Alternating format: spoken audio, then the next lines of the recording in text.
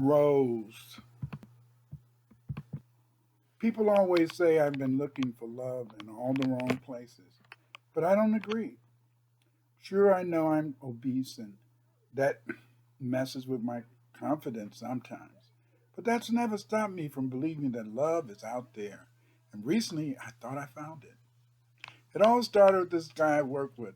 He's always been so kind, so attentive. It was Valentine's Day when I first felt something between us. We had a bunch of roses in the break room, and while everyone was having lunch, he came over and handed me one. The way he said it, the way he looked at me, it wasn't just a simple gesture. I knew then that he was into me. Every time he made himself coffee, he'd offer me a cup.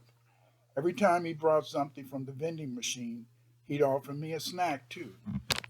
This went on for months. There was one night in particular when I knew it was real. I had been waiting for a friend to pick me up from work, but they were taking forever.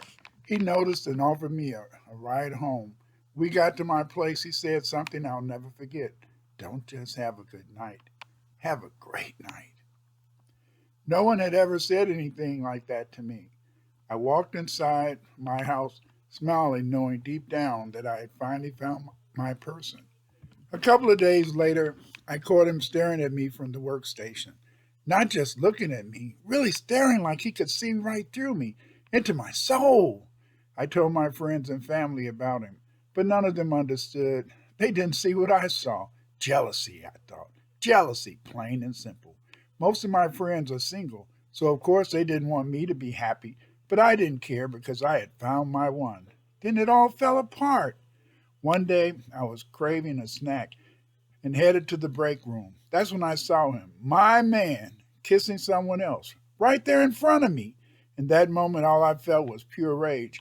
I don't even remember what happened next. I just blacked out. The next thing I knew, I was sitting in the back of a cop car, being driven to jail. They told me I had done the unthinkable. I had unalived Thomas. They said I was obsessed, that we barely had any real contact. They even claimed that every time he offered me something, he offered it to everyone else, too. The rose he gave me, they said he gave one to every woman in the office just to be courteous. Bullshit, I yelled. All lies. But no one listened. Now, as I sit in this prison cell, I know one thing for certain. It was love. He loved me, and I'll never believe otherwise. After all, he gave me that rose. That rose was for me. Only